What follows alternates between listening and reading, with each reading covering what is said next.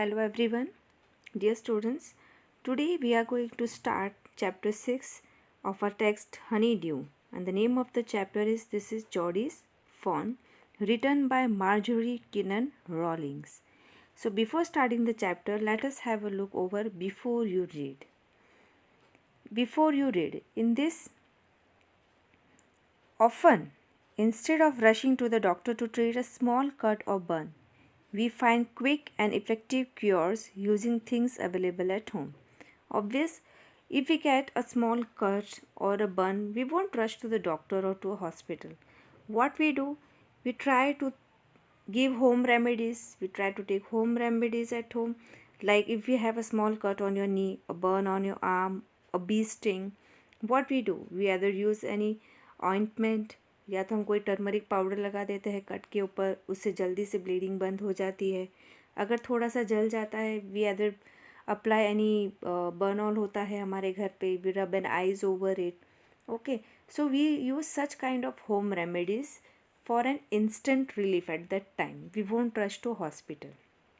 Okay, so even in this story, here the boy named Geordie. Okay, his father was bitten by a rattlesnake.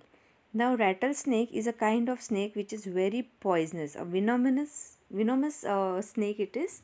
It is very poisonous, having a sting at its tail, and it is very poisonous. It is said that even after death, मतलब मरने के बाद भी इस सांप का जो poison होता है, यानी अगर ये सांप मरा हुआ भी होगा तो भी इसका पॉइज़न बहुत असर करता है. अगर हमारी बॉडी में चला जाए तो a person is led to death at that time. So the person was bitten by this rattlesnake. Geordie's father was bitten by rattlesnake. So what this boy did, Geordie, he kills a doe. Okay, doe is a female deer. So what he did, he killed a doe at that time. He used its heart and liver to draw out the poison. Geordie wonders what will happen to the little fawn left without a mother. Now this person, Geordie, at that time what he did, he killed the doe which was wandering there at that time along with a small fawn. Fawn is a baby deer. Okay. So the doe was wandering there. Geordie killed that doe and he used its heart and liver which to draw out the poison from his father's body. Okay. Now he thinks, Geordie thinks that what will happen to that fawn, उस छोटे से fawn का, उस beer baby dear का, उसकी mother के बिना क्या होगा. वो अकेला रह गया. How he will manage to eat, how it will live in that forest alone. So this is the reason he decides to bring that fawn to his home. So now let us move towards the chapter part 1 of This is Geordie's Fawn. Geordie allowed his thoughts to drift back to the fawn. He could not keep out of his mind. He had held it in his dreams in his arms. Now Geordie allowed his thoughts to drift back to the fawn. Drift back means to go back. It means to think about. वो सोचते सोचते पीछे चला गया. उसकी सोच कहाँ पर जा रही थी? वो fawn के बारे में सोच रहा था. He could not keep it out of his mind. वो अपने माइंड से उस फ़ोन को नहीं निकाल पा रहा था. वो अपने ड्रीम्स में भी यही सोच रहा था, as if he had held it in his arms.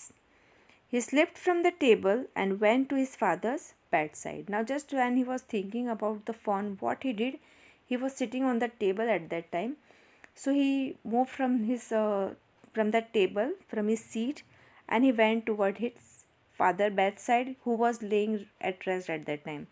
वो अपने फादर के पास जा गया जो उस समय रेस्ट में थे, रेस्ट कर रहे थे, क्योंकि एक दिन पहले ही उनको रेटल स्नेक ने काटा था और वो मौत के मुंह से वापस आए थे. Penny lay at rest. Penny is the name of father of Geordie. Okay, Geordie's father name is Penny. Now he was at rest at that time. His eyes were open and clear, but the pupils were still dark and dilated. So though he was taking rest at that time, but his eyes were open. ठीक है, pupils is the dark iris जिसको हम कहते हैं ना, the black circle in the center of the iris is called as pupils, and dilated means to get to enlarge, बड़ा होना, to get bigger and smaller.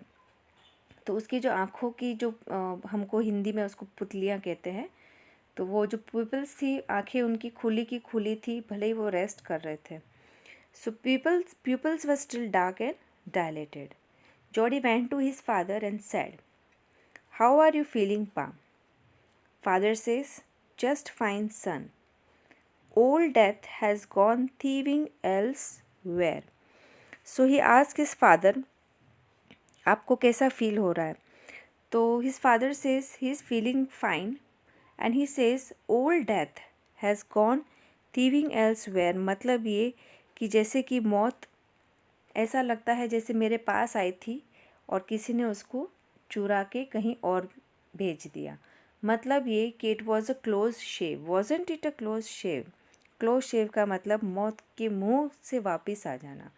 यानी जिस तरह से उस रैटल स्नेक ने, the rattle snake had written his father, how he survived from that scene of when the snake had bitten him, और उस स्नेक के काटने के बाद बच पाना बहुत मुश्किल था और वो बच गए। तो ये उनके लिए अनबिलीवेबल था कि किस तरह से एक वो मोमेंट था जब मौत उनको छूकर वापस चली गई। He says, Jody says, I agree. Penny said, I am proud of you boy, the way you kept your head and did what was needed. तो इस father Penny says to Jody कि मुझे तुम पर प्राउड है, I am proud of you that you kept your head. Kept your head मतलब कि कोई भी ऐसे डिफ़िकल्ट सिचुएशन आए तो उस समय बहुत ही शांत, काम, ठंडे दिमाग से सोचना है कि उस समय एट द इंस्टेंट हमको क्या करना है, ना कि घबराना है। ओके, सो उस समय उस बच्चे ने, जॉडी ने अपना दिमाग का यूज़ किया। Okay, in that situation he stayed काम इन दैट सिचुएशन। ओके, और उस समय जो उसको ज़रूरी लगा उसने किया। Okay, what he did, he killed that doe and used its heart and liver to draw out the poison from his father's body. So his father says, I'm really proud of you that whatever was needed at that time, you did that thing. Pa, yes son, do you recollect the doe and the fawn? Do you recollect? Recollect मतलब याद करना। क्या आपको याद है वो dough and the fawn? You could see here. Okay, now he is talking to his father that do you recollect the doe and the fawn? क्या आपको याद है वो डो और उसके साथ एक छोटा सा fawn भी था? तो his father says, I can never forget them. The poor doe saved me and that's certain. तो his father says, I can never forget them. That is not a thing that could be that is forgettable. Okay, because that poor doe had saved his life. So it's sure it's that he could not वो उसके एहसान को नहीं भूल सकता है डो के। Pa, the fawn may be out there yet, it might be hungry and very scared. तो जॉडी अपने फादर को समझाता है कि वो छोटा सा जो फोन है, दैट बेबी डियर, वो वहीं होगा अभी तक और भूखा होगा। ओके, और डर भी रहा होगा क्योंकि छोटा है। He is not having its mother eight that time, उसके पास उसकी मदर भी नहीं है, तो उसकी क्या हालत हो रही होगी। I suppose so. तो his father says maybe it is a natural thing. The fawn may be alone there. Though I am a big boy now and don't need to drink milk. Why don't I go and see if I can find the fawn? Now Jody at that time he was taking his milk. Okay, it was the morning time. So here he is insisting his father to bring that fawn to his home. वो अपने father को मना रहा है कि वो उस phone को अपने घर लाना चाहता है। तो इस तरह से वो अपने फादर को मनाता है कि अब मैं बड़ा हो चुका हूँ, मुझे अब दूध पीने की ज़रूरत नहीं है, तो क्यों ना मैं उस फ़ोन को ढूंढ कर अपने घर लेकर आऊँ।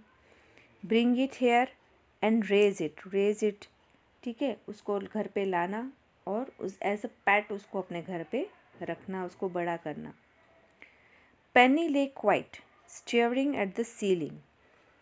पेनी चुपचाप, कोई जवाब नहीं उनके पास, वो एक टक सीलिंग की तरफ देखते हैं।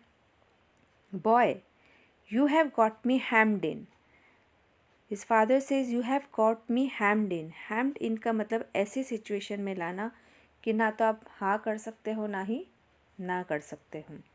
Okay, so his father says, you have got me hemmed in. You could see here, caught in a situation where one can't say no. It won't take much to raise it, Pa. It will soon start eating leaves and acorns.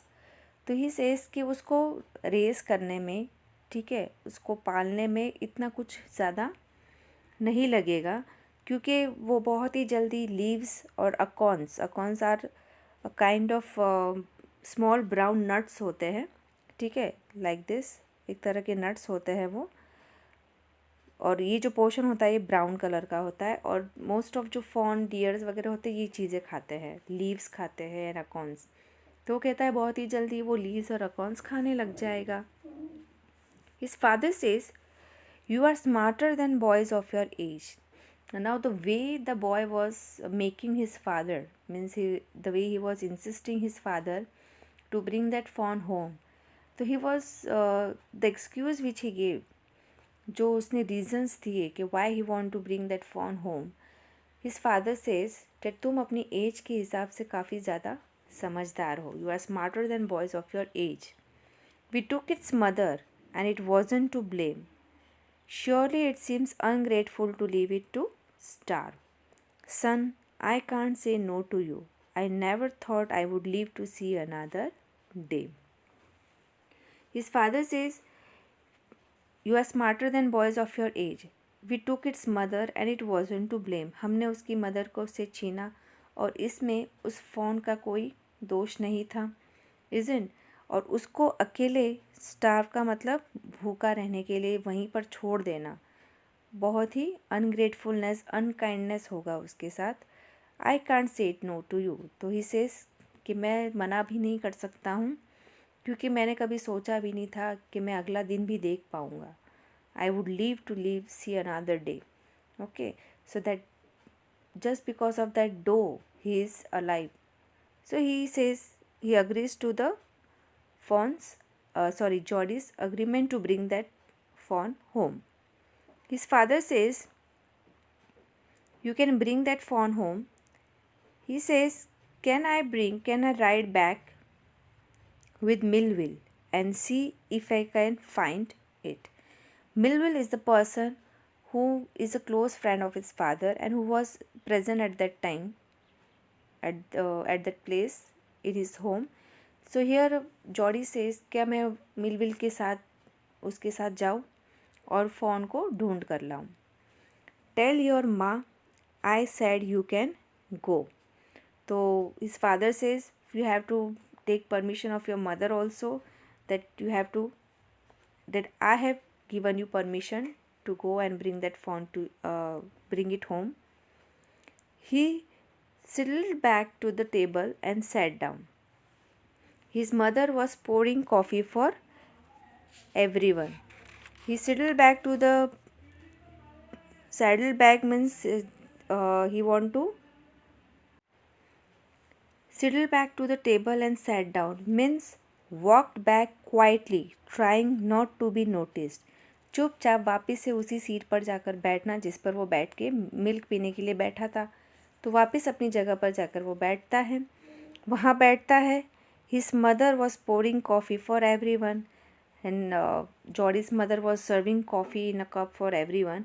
Eight that time Jodie said, माँ passes I can go and bring back the fawn.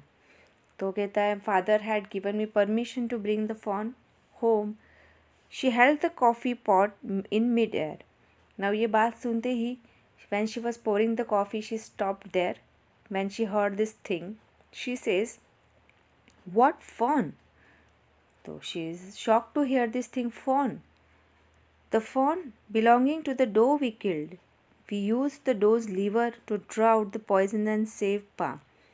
Jodie says, yes, wahi fawn, the same fawn whose mother we had killed and we had used its heart and liver to save Penny's life, father's life. She gasped, well, for pity's sake. Okay, gasped means little bit astonishment, little bit surprise, थोड़ा सा दुखी भी होना, और थोड़ा सा surprise भी होना. She says well for pity sake Pa says it would be ungrateful to leave it to Star. Now here again he is insisting his mother. Jody is insisting his mother. वो अपनी mother को बना रहा है कि हमको उस पर we should be grateful to that fawn. We should bring that fawn home. Her mother says well for pity sake, यानी अगर हाँ हमको उस पर दया करनी चाहिए, we should bring that thing. He says पा हैड सैड मी, फादर ने मुझे ही कहा है कि अगर उसको हम स्टार्व करने के लिए यानी भूखा छोड़ देते हैं जंगल में तो it would be ungrateful to that little fawn. Doctor Wilson said, here doc Wilson is doctor Wilson who was treating Penny at that time, जो पेनी का उस समय ट्रीटमेंट कर रहे थे, इलाज कर रहे थे. उन्होंने कहा that's right ma'am, nothing in the world comes quite free. The boy is right and his daddy is right. तो वो भी जॉडी की मदर को मनाते हैं, कहते हैं कि ये तो सच है, इट्स राइट मैम, कि दुनिया में कोई भी चीज़ फ्री नहीं आती है. You have to pay for it. Okay, it means if you have treated that person for that you have killed the doe, so इसके बदले में आपको कुछ ना कुछ पे करना पड़ेगा. तो how they have to bring that phone home and that's right. Melville said he can ride back with me, I will help him find it. तो the person who was present at that time, Melville, he says कि मैं इसको अपने साथ लेकर जाऊँगा on a horse, they will ride together. Okay, and he will help Jodie in finding that phone. She set down the pot helplessly. Well, if you will give it your milk, we have got nothing else to feed it.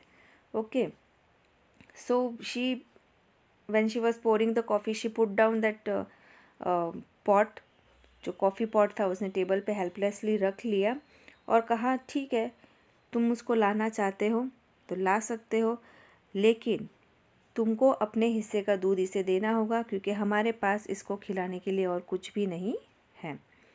बिलविल ने कहा come on, we have got nothing else to feed it. Millville said come on boy, we have to get riding. Millville उसको कहते हैं चलो अब हम उसको ढूंढने के लिए निकलते हैं.